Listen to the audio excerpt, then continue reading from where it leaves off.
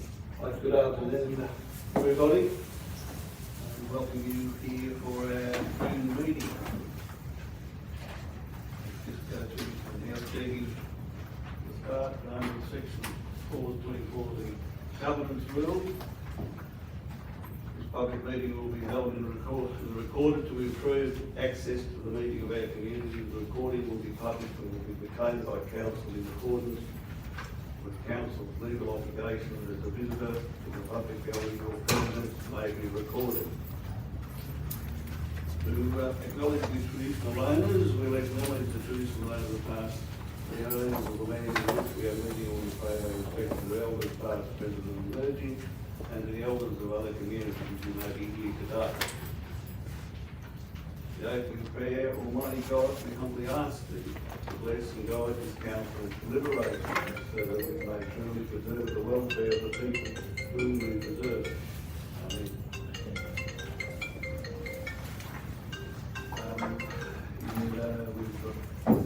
Absent, we have Denise and the Mayor is away and Irene Grant are on leave. And we have an apology from Ashley Fitzpatrick. So I'll have to give a move and second for the acceptance of the apology. Harry, when you second it. Councillor Perry, all those in favour? Harry. It's confirmation minutes is the next item I'll go to in 7, Dave, for the true and correct record. No questions from the gallery? Seconder? Going to be back at 40 today. Out for Eric. All those in favour? Against? Carried. Disclosure of conflicts of interest. I think I have one. Thank you. Yeah, just declaring conflict of interest in regards to the budget 2024-25 report, in that there's a community submission at Project 365, which is a community group of which I'm a member, but as I'm not the decision maker on the budget, it's okay for me to be here to present the item. Thank you.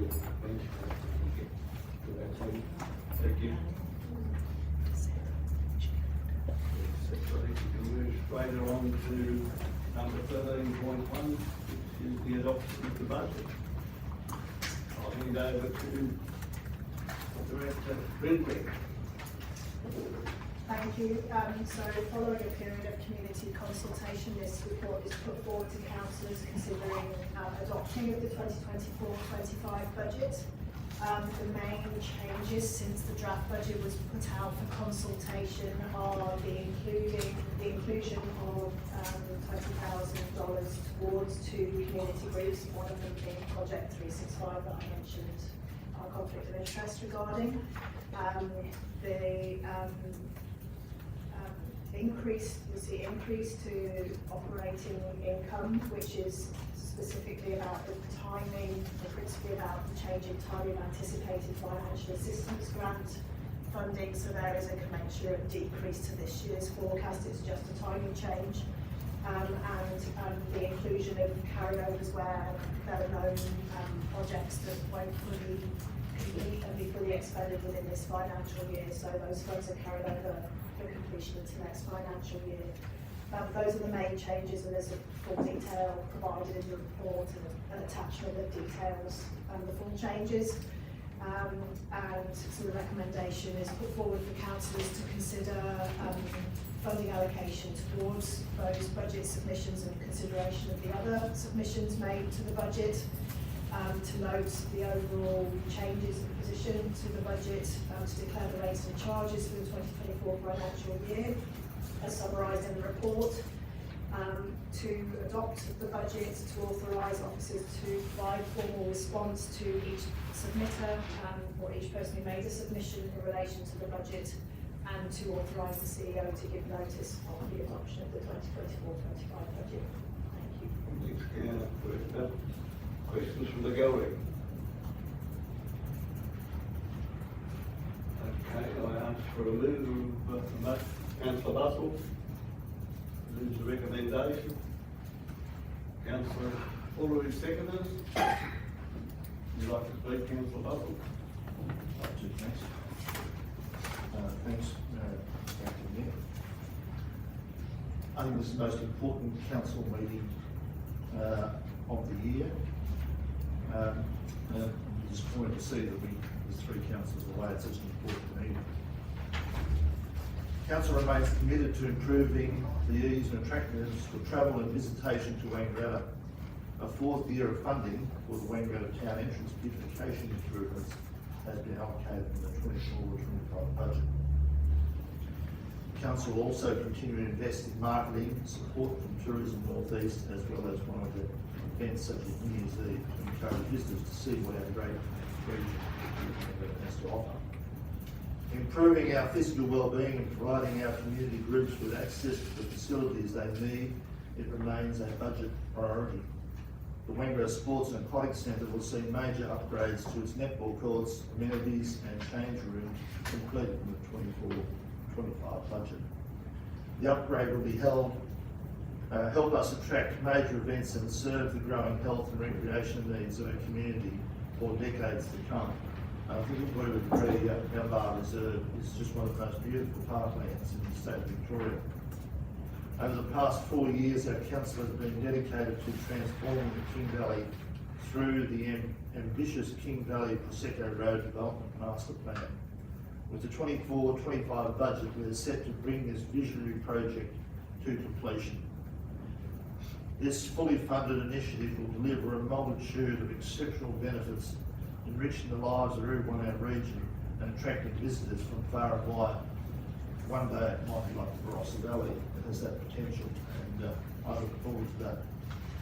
Thank you, Mr. Mayor, and I'll close. Any other discussion? Support? Thank you, Mr. Acting Mayor.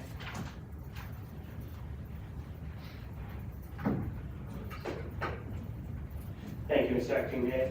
Just acknowledging the budget allocation for the funding to progress the design of the creative precinct. The Wangaratta Performing Arts and Convention Centre also has money put aside for visual, audio-visual upgrades and also some theatre and production assets.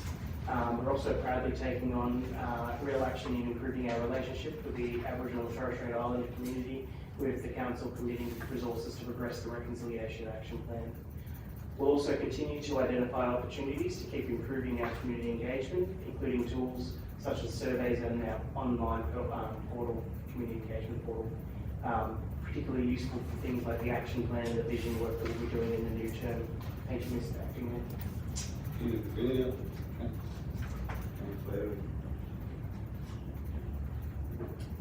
Thank you, Councillor Benton. So the budget contains a lot of great initiatives, and some of those have been outlined by my colleagues. I'd add to that, I guess, significant projects around energy efficiency at the Wangaratta Sports and Aquatic Centre, which is kind of no-brainer stuff. It's reducing emissions and cutting down on our significant bills at that facility, which is a huge consumer of power. We've also got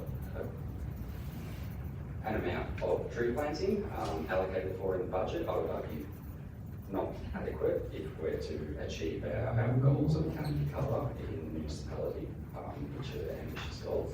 I'll admit that, but the budgeting this year certainly it isn't rising to the occasion on that mark, but it is there in some amount. One thing that I think is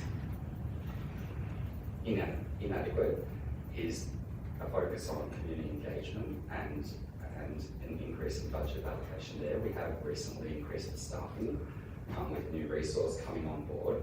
However, I'd like to focus attention in relation to community engagement on one submission which we received, and it was, I thought, a very sensible submission, very reasonable request or suggestion, and that was that the rural city of Wangaratta takes a long-term approach and looks at developing, devising, designing and implementing progressively a public participatory budgeting program. Now, it's something that perhaps we could have already implemented in years gone past, but we haven't, and it's never too late to start. The proposal was very measured in suggesting that we allocate first an initial small amount to, I guess, design or conduct feasibility, possibly enlisting our in-house resources, keeping things in-house where we can. And then, of course, ramping it up to build the program over the years, hopefully, such that it becomes a regular component, a stalwart component of this municipality's engagement of the population in relation to the budget. And the budget is where money gets spent, the budget is where the rubber hits the road. Of course, we've got mechanisms where people can engage to a degree with the budget process. But participatory budgeting is much more a high level of delivery engagement. It's very different. Like, we've got the submissions, of course, which ironically this suggestion for participatory budgeting has come out of, that has arisen from. But that's a process where submissions made, things are put in, the 7 of us, or 4 of us today, but the 7 of us deliberate and kind of talk about those things, and then come to a conclusion and a decision, whereas participatory budgeting is very much an opportunity for a broader group of community to have more engagement, to have more time, to have support, to be informed, to then make community decisions about an amount of Yeah, well, I think you're going to have to come to the court to argue Yes. something that's not in on the table, talking to something that's not on the table. report. Yep, thank you, Councillor Benson. So, that said, I move an amendment to the motion which is on the table. And that amendment will just be under item 1, where we have A, B and C, where we have A and B rather, that an additional item C is added. And it's to read that we allocate an amount up to $25,000 for developing a participatory budgeting program. So, that's your amendment. Yep. We'll call for a second.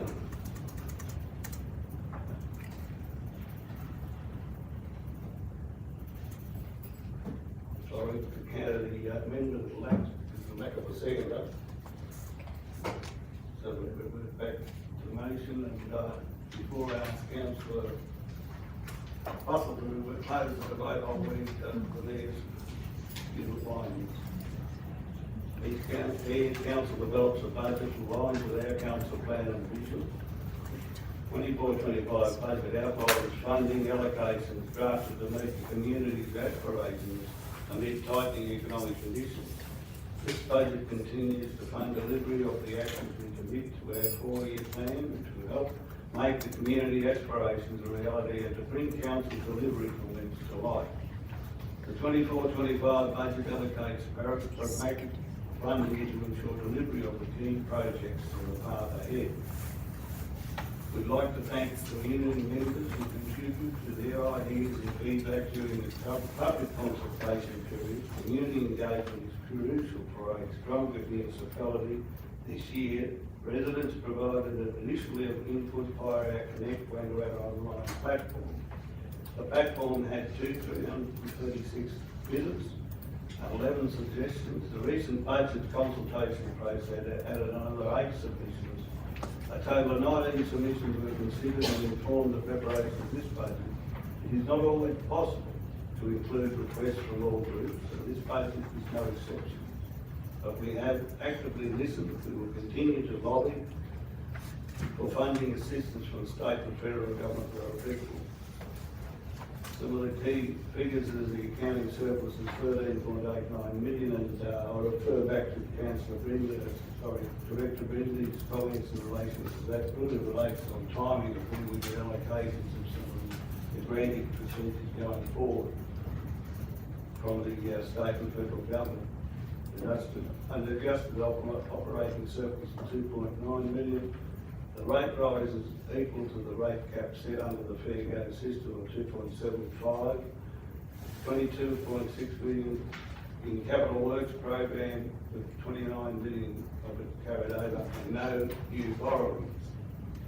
Council has been extremely successful in attracting grants, fundings for the key projects, making ratepayer money work even harder for the municipality in 24-25 budget. Outlines the 29.9 million capital works program reduces from previous years to maintain a balanced budget under financial pressure. Major works included, and I think this has been a long time coming, the sports areas, Reader Park Drainage construction, 1.5 million, with 640,000 coming from grant funding. Power efficiency implementation at the Wangaratta Sports and Aquatic Centre, 1.1 million. That'd be granted, with a funding grant of 1-to-1. Waisac master plan implementation, 310,000 fully funded. Parklands netball courts of 1.3 million. Plant replacement 4.2. Annual roads and gravel sheeting, which is close to my heart, is 2.3 million, 2.03 million. And the annual reshield program of 850,000.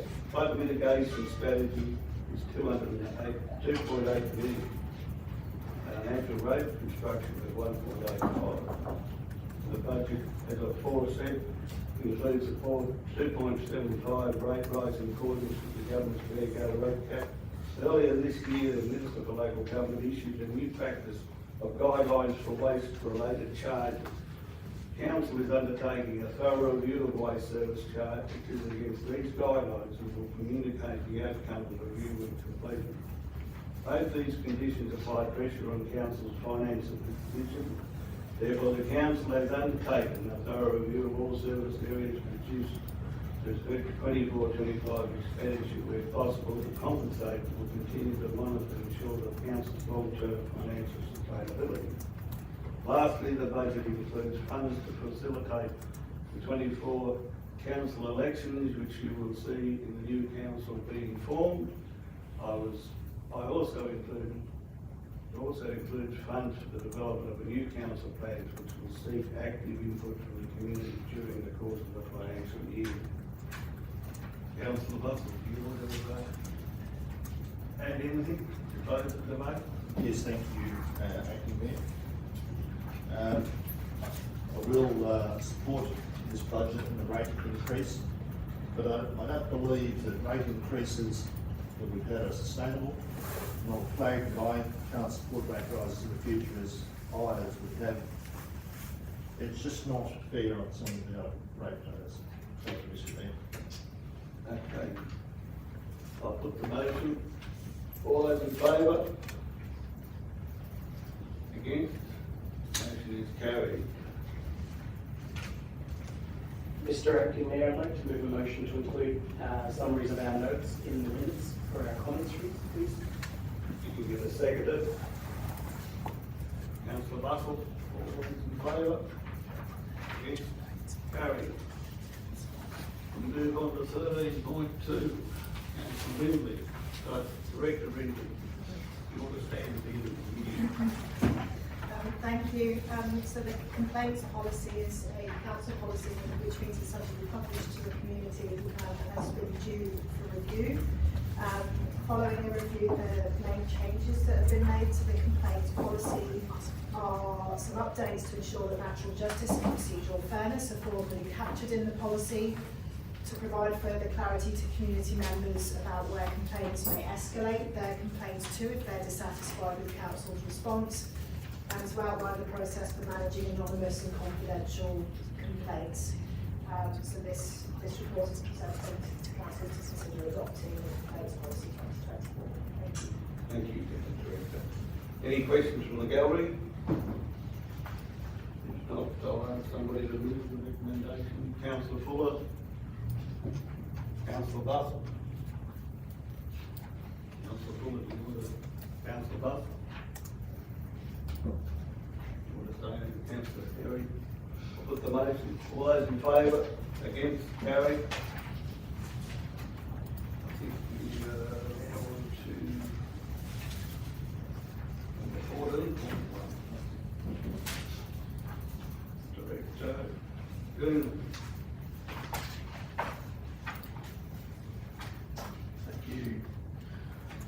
report is presented to council to endorse a draft inclusive Wangaratta plan for community exhibition for 28 days prior to adoption. Council officers developed the Inclusive Wangaratta Working Group as part of a commitment to a motion moved at the 23rd of March council meeting. Over the past 12 months, council officers have worked with that group and the community to develop the draft Inclusive Wangaratta plan. The draft Inclusive Wangaratta plan assists council in meeting its legislative responsibilities in considering access and inclusion of its services for the community. The plan also takes into consideration council's duty to consider the health and well-being of all community members and the disadvantage that they may face under the Municipal Public Health and Wellbeing Act. The recommendation in front of council is to endorse the plan for public exhibition for 28 days. If no significant changes are needed within the responses, then the plan is adopted with no further resolution. If changes are required, based on the feedback, the plan will be brought back to a council meeting for discussion. Thank you, Director Gooden. Any questions from the gallery? If not, I ask somebody to move the recommendation. Councillor Fuller? Mary? Councillor Fuller, do you want to speak? Thank you, Mayor. Just acknowledging the community members, but also the staff for their passion in developing this document. It'll be great to hear from the community further what they feel about it and to build on it potentially, or pass as is, because it is quite a good document so far. Thank you. Comment? Yeah, I guess just to say that I think there's a little bit of language in the documents that could be strengthened. So just one example is around council catering. I think that you raised this in the briefing forum, but just broadening the exposure that people have to different people, different cultures, different ways of life. Because I think with familiarity, you can break down barriers. It's very easy. So some of the language in this was quite visual, currently quite weak and not proactive. But I think actually I will just move an amendment to this to extend the public participation, to extend the public engagement, the public exhibition period. To refer to the CEO, because I think you're the Secretary of the Nation. If you could seek agreement from the mover to make the change. Yes, you're right. Okay. So I'll direct that to Councillor Fuller as a mover, an extension of the public exhibition period. Do you think we have to discuss this in the statement?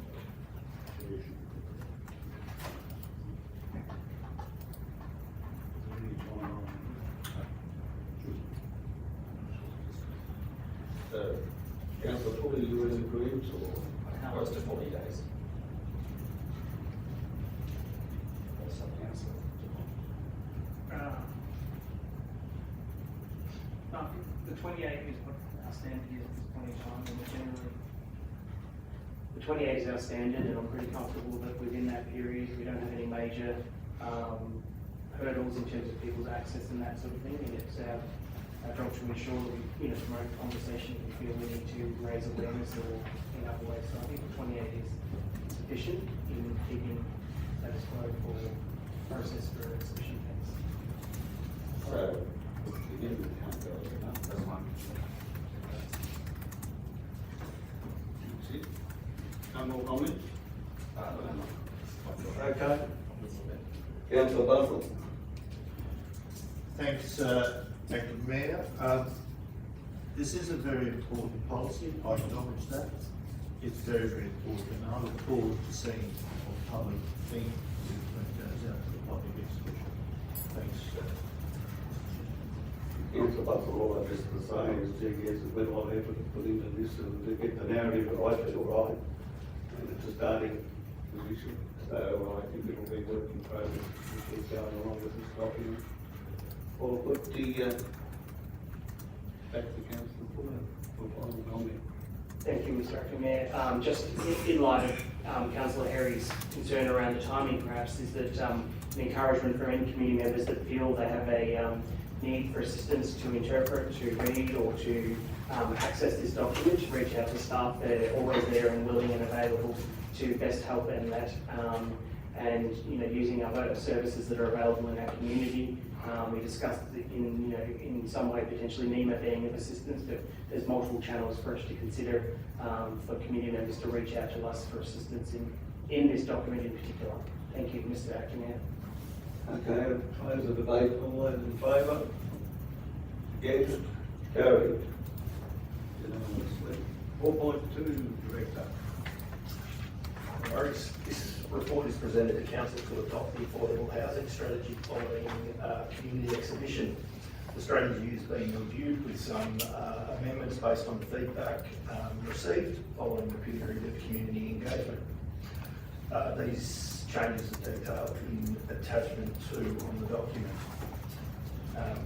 Some key tenets of the strategy include the investigation of council land or fair rights to be looked at for social or affordable or key worker housing, land use planning to increase social or affordable and key worker housing, advocacy to the Commonwealth and Victorian governments to build partnerships to increase housing as well.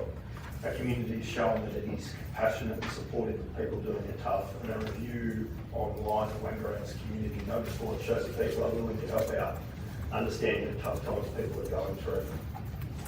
While the affordable housing strategy is primarily aimed at increasing affordable and social key worker housing, it should be recognised that Wangaratta community and service agencies are incredible in their compassionate approach, which plays a big part in minimising the number of people experiencing homelessness. The recommendation is that Council endorses the changes to the draft affordable housing strategy and adopts the strategy. Director, any questions from the gallery? I'll have a mover and a seconder for the recommendation. Councillor Fuller, Councillor Buffle. Councillor Fuller, any more? Councillor Buffle. Yeah, I'll just, I guess, thank the submitters who provided feedback, which resulted in some changes. I think some improvements in the strategy. And ultimately, while I don't think it's absolutely perfect in every which way, don't get in the way. I think it's quite a good start for this council to have this strategy in relation to housing, and sets us on the right path. So I'm going to endorse its adoption today. Mr. Councillor, all I would say is I think we make it punching well above our weight when you talk to some of the councils revising that I've been on some recently with the government now direction for homes that we are certainly on pulling our fair share of punching well. So I'll turn back to Councillor Ford. You want to say anything? All those in favour? Yes, carried. Acting Mayor, just before we progress, can I just make you aware that we've had feedback from those watching online that they're struggling to hear, so just asking everybody to use the microphones. Thank you. Director, doing 4.3. No worries. This report is presented to Council to seek the approval to proceed with the purchase of a parcel of land in Myree. The acquisition of this parcel is the most practical means of resolving an issue with a municipal road encroaching into private owned land and effectively creating an orphan parcel between the road as constructed and the road reserve. The recommendation is that Council approve the acquisition of land at 21 Francis Lane, Myree, subject to completion of the proposed community engagement activities, and authorise the signing of a contract of sale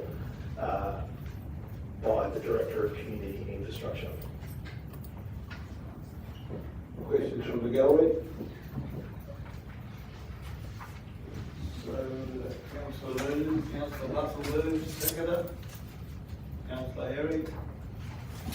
Councillor Bustle, do you want to? Yes, thanks very much, Acting Mayor. This is a bit of housekeeping, but it's also another step forward on the Fenella Whitfield Road, and that's important for people up there because there's a lot of work got to be done to improve that road. So this is just another step forward. Thanks, Mr. Acting Mayor. Seconder, did you want to say anything? You can sit good housekeeping yourselves. Thank you. You're right, Councillor Bustle. All those in favour? Against? Carried. 15.1, Councillor Director Watts. Thank you. This report is presented to Council to consider the draft Economic Development and Tourism Strategy 2024 to 2029 for public exhibition. The draft strategy has been informed by consultation with our community, businesses and industry stakeholders, and it's intended to replace our former Economic Development and Tourism Strategy, which was approved by Council in 2018. The strategy has been developed to continue sustainable economic growth of the entire municipality, and officers believe that the draft strategy is now ready for further comments from our community, and recommend that Council endorses the draft strategy for public exhibition for a period of 28 days. Thank you, Director. Any questions from the gallery? So I have somebody to move the recommendation.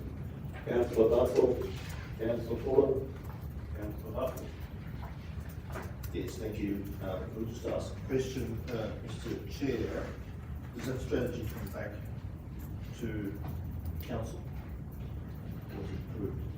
Depends on whether there's any submissions. If no submissions requiring changes are made, we'll just go through and be adopted. Otherwise, if there's submissions that we're considering, we'll bring it back to fine. This is, tourists in the Ruski Mangrove are very, very important for our growth.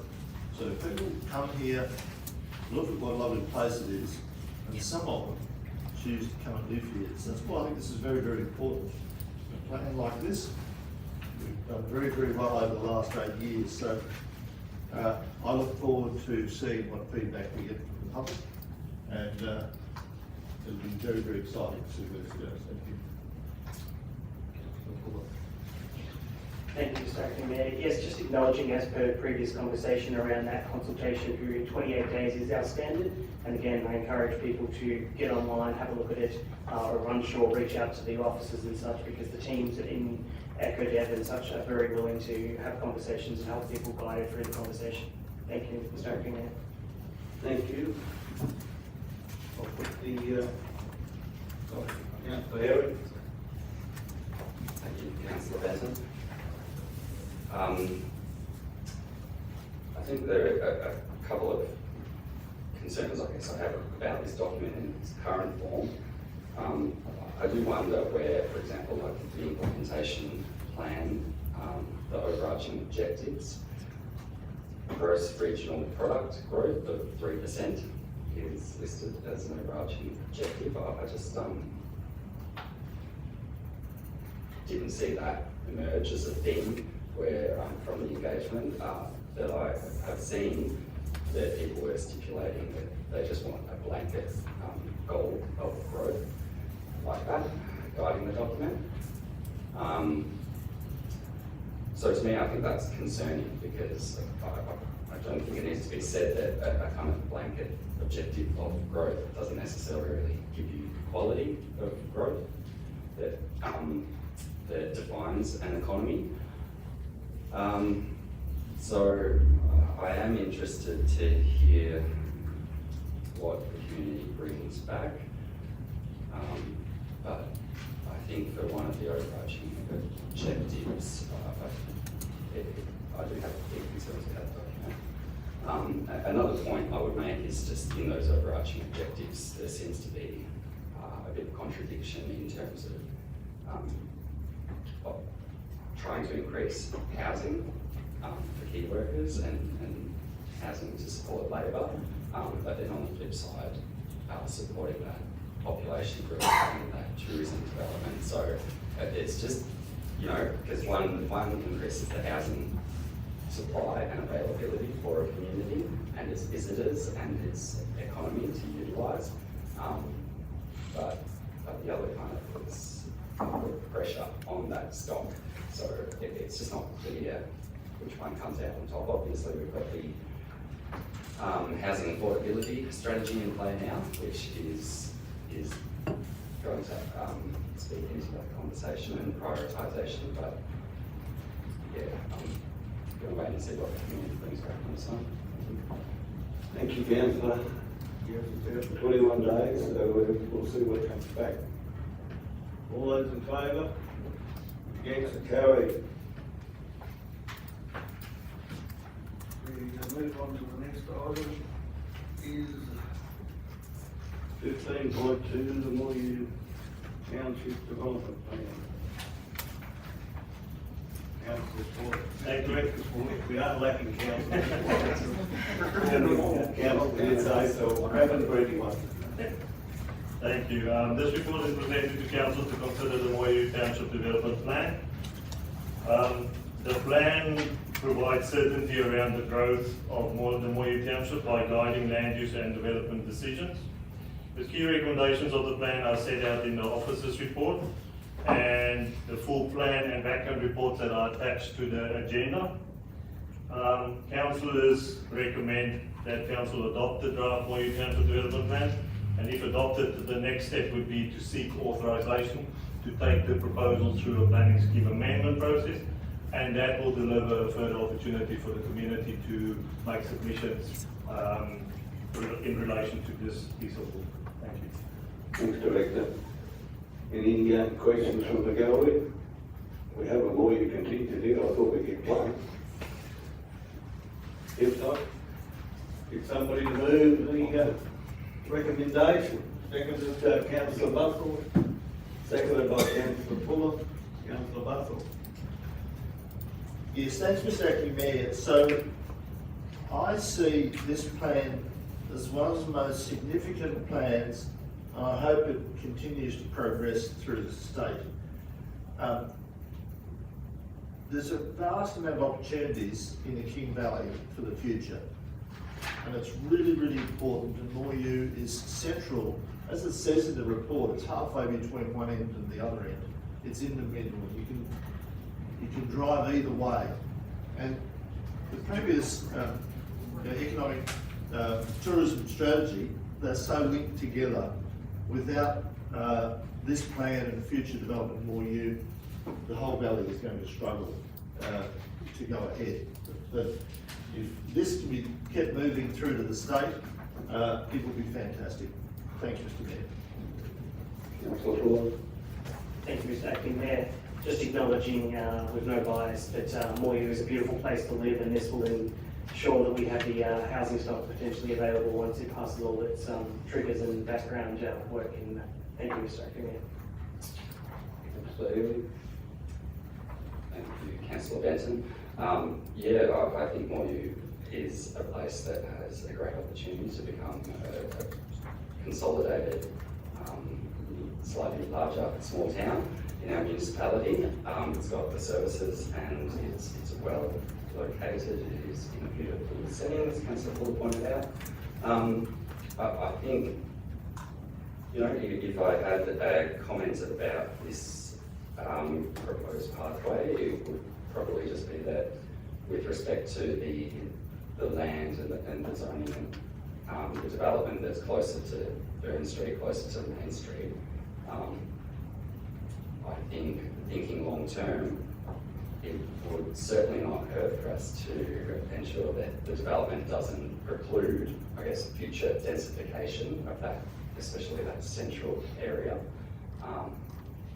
Because every time we develop a town like this, it's the permanent destruction of very valuable agricultural land. And it's actually permanent because you can't take people's houses away and tell them to get off the land once you've done it. It's certainly something I don't take lightly. And even if it was something as simple as ensuring that those larger 1,000 or 2,000 square metre blocks were designed and the streets and the frontages, etc., were all designed such that there was the opportunity for future planned subdivision. I just think we really need to consider that for a properly long-term vision. But generally happy to support the direction at the moment and look forward to hearing what people have to say.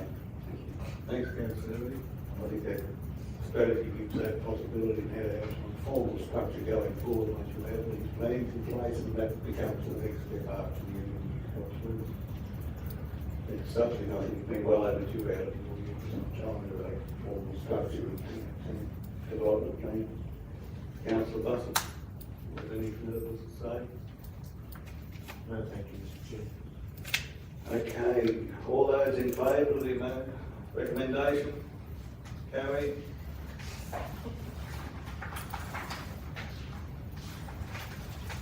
Next item on the agenda is 15.3 for direct reports again. Thank you. This item is about a planning permit application at number 13 to 17 Garnet Avenue. The proposal seeks approval of the development of 10 dwellings at that address. Notice of the application was given, and at the time of writing this report, 13 objections had been received. Detailed assessment of the application against the relevant provisions of the Wangaratta Planning Scheme and the Planning Environment Act has been completed, and officers concluded that the application should be supported. So therefore the recommendation is that council should issue a notice of decision to grant the permit subject to the conditions that are contained in the report. Thanks, Director. Any questions from the gallery? Come forward and press the little plate, name and question. Hello everyone, my name is Pam Gregory. I'm 2 doors up from the proposed development. I've seen that there's been 14 objections put in now, and the technical unit has addressed a lot of our objections that we've put in. I just have a couple of questions about some of their answers to our objections. So one, they stated that in regards to traffic conditions, that it ultimately wouldn't result in change in traffic conditions, and that movements to and from will be the same as when the Salvation Army was in use.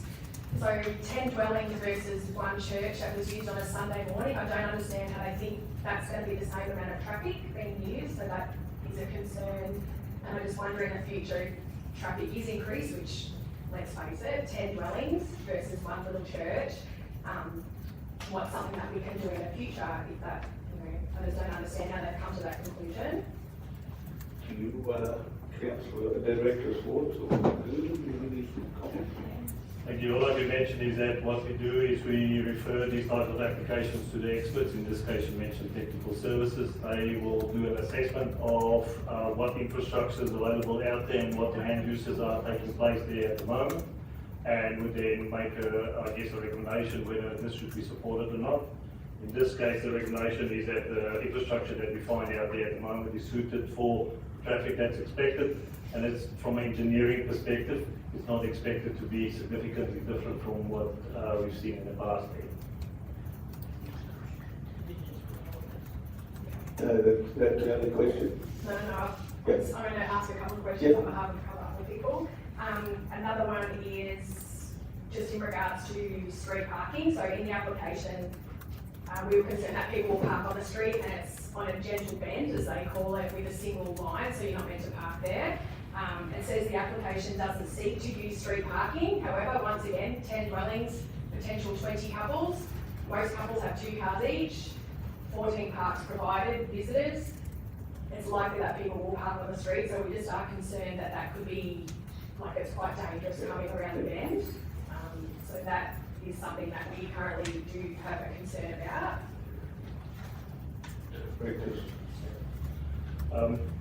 Within the planning scheme, there's requirements for parking to be provided on site, and the planning scheme provides us with the number of parking that's required.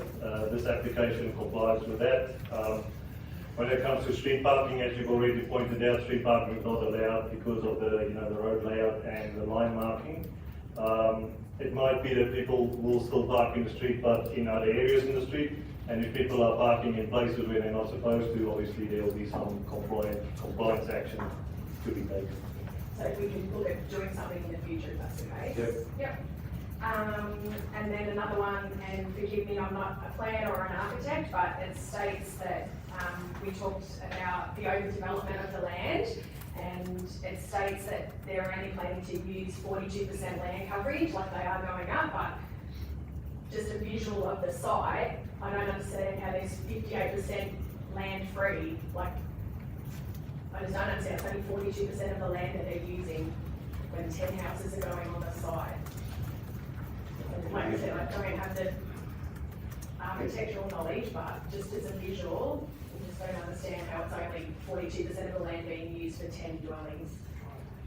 Director, you want to? Based on the plans that were submitted, the coverage, so if you look at the plans from the top, is 40%. Under the zone, they can go up to, I think, 60%. So the point that's being made in the report there is that they are still under, I guess, what is allowed in the zone. That's not to say that, we encourage them to go, further to 60%, just to acknowledge that it meets the requirements of the planning scheme.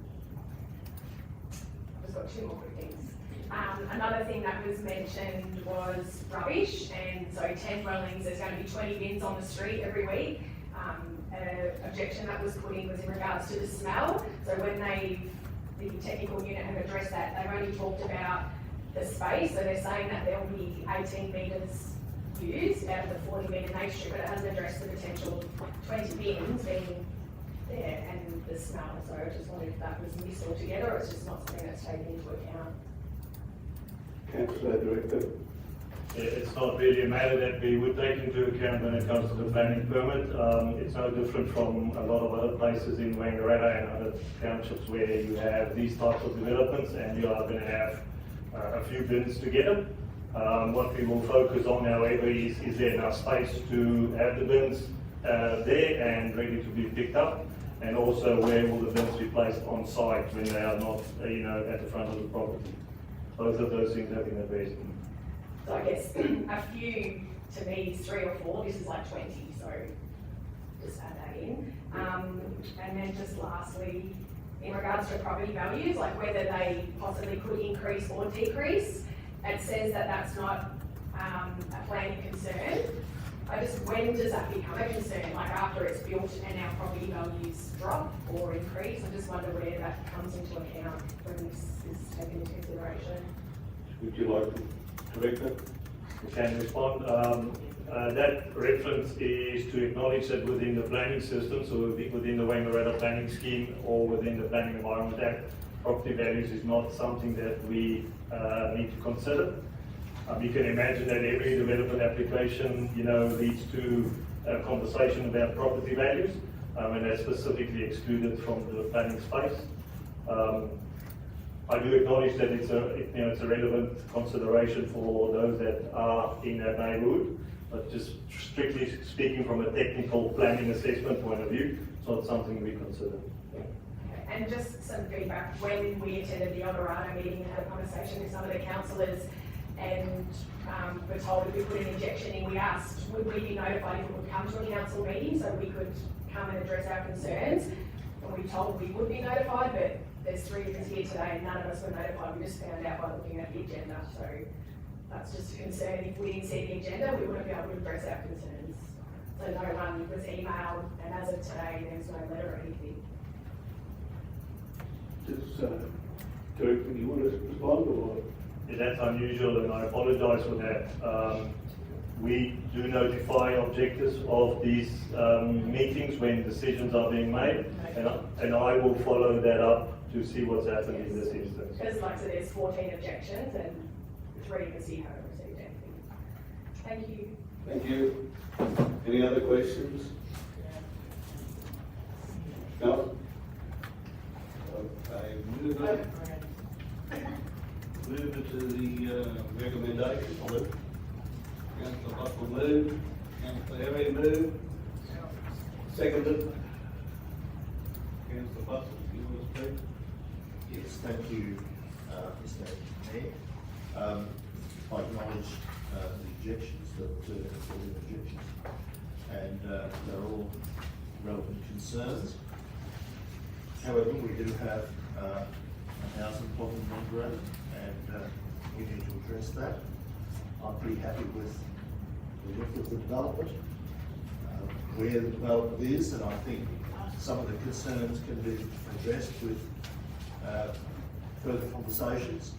So I think this is a very important development. I think it's been tastefully done, what I've seen. So I'm happy to support that, Mr. Mayor. Thank you, Councillor. Thank you, Chair.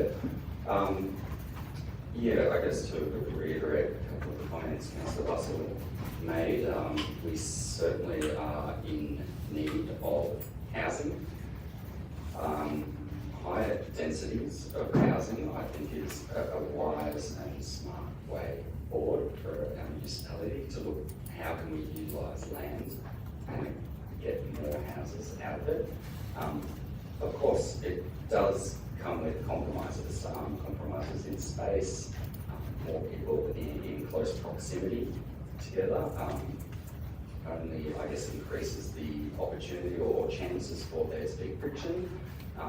And I certainly acknowledge the objectors and the objections which were made, and don't disregard any of those.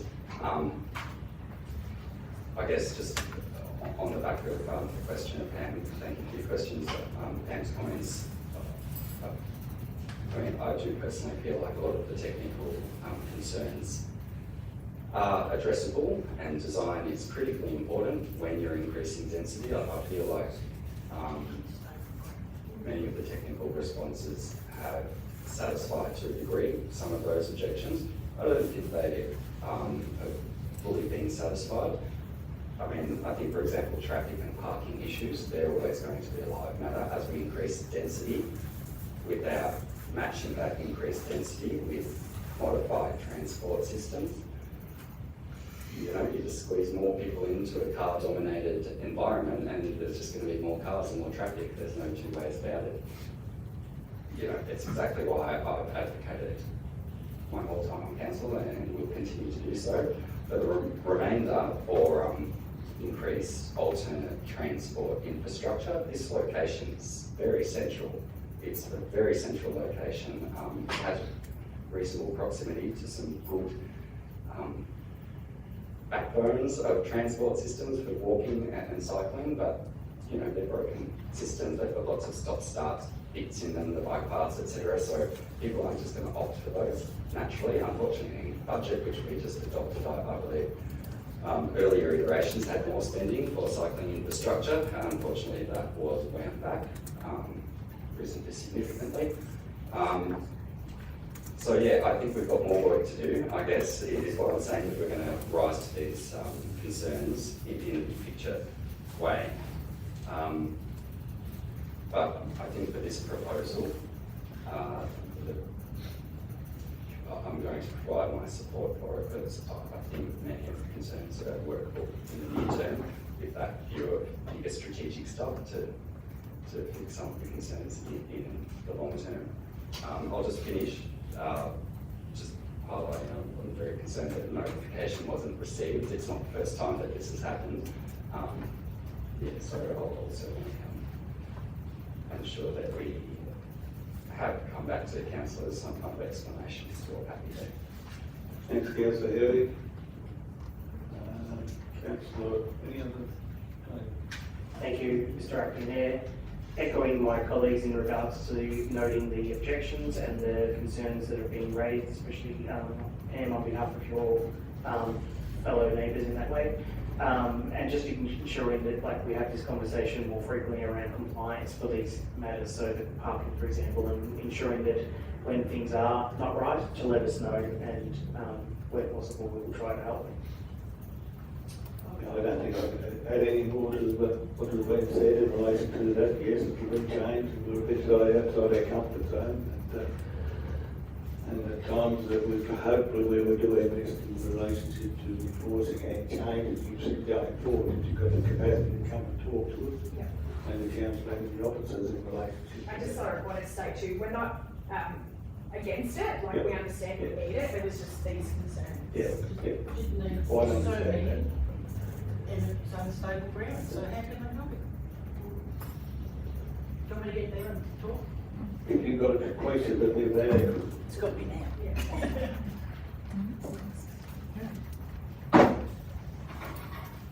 I'm Ryan Tucker, and I live 3 doors up. Now, the Salvation Army had to move from there. The Salvation Army had to move from there because it was classed as unstable ground. Because they came every month and checked the building, that it was sure enough for them to stay there. They built extra support inside the building to help hold it up, and that's why they had to move to Greta Road. So how can they build dwellings that are stories high on that block of land?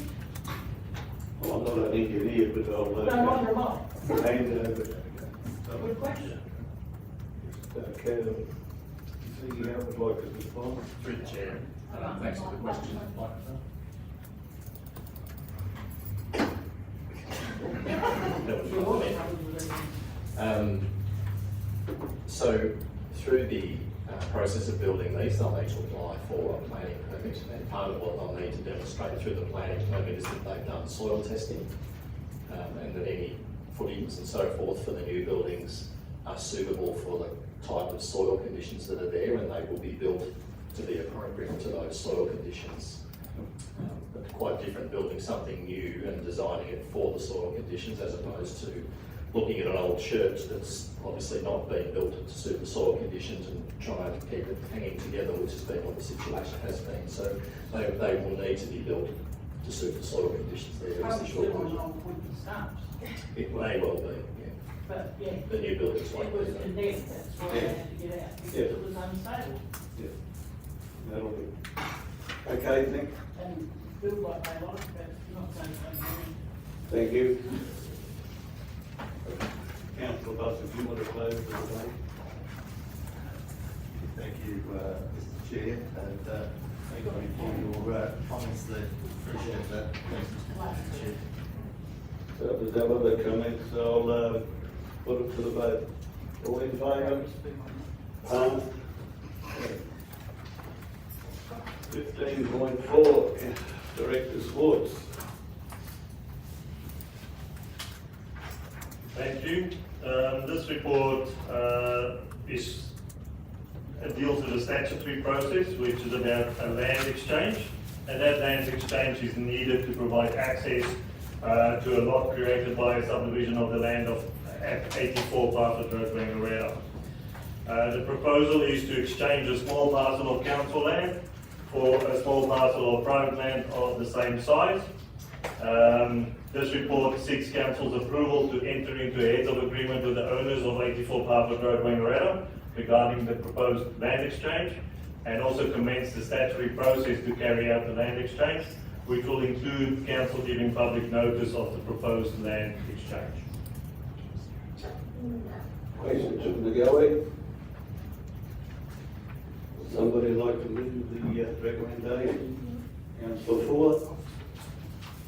Councillor Erie? Councillor Fuller? Councillor Erie? Comment? Allocation? I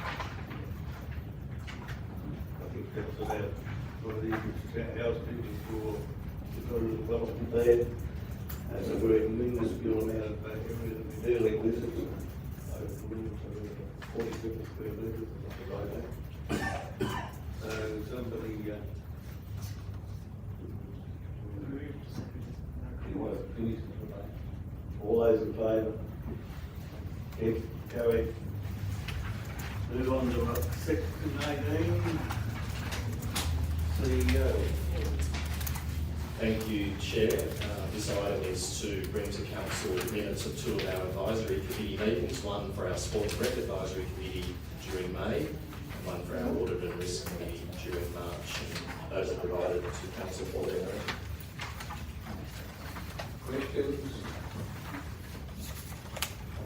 and seconded. Councillor Russell, Councillor Henry. Comments? If all in favour? Against, carried. Other question times, I would notice a motion, no urgent business. Questions from the gallery? Thank you. Claire.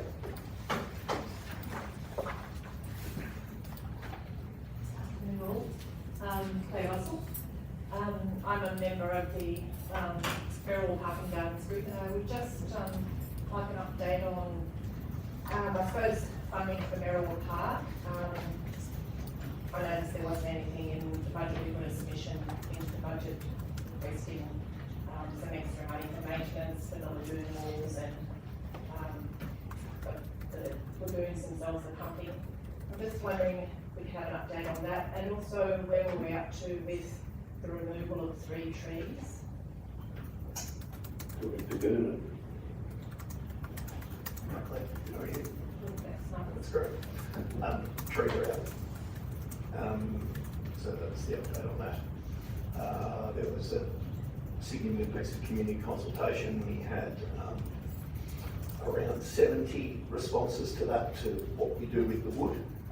So we'll be coming back out to the community, have a little bit of a chat about that later down the track. But the reality of that is that wood's got a cure for quite a while to be able to be used. So that's something that we will work on.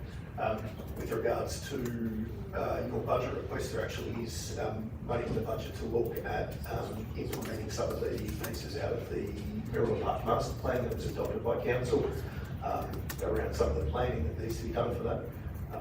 With regards to the lagoon, we've had a couple of emails backwards and forwards. Unfortunately, we're not going to be able to clear back far enough to enable us to utilise the existing pumping system we've got to pump water into the lagoons.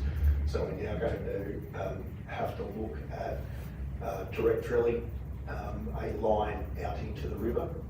So it's going to obviously require a number of permits, assessments, etc. So as I said to you in the email, I think I sent yesterday or the day before, we're hoping to have that up and running before summer.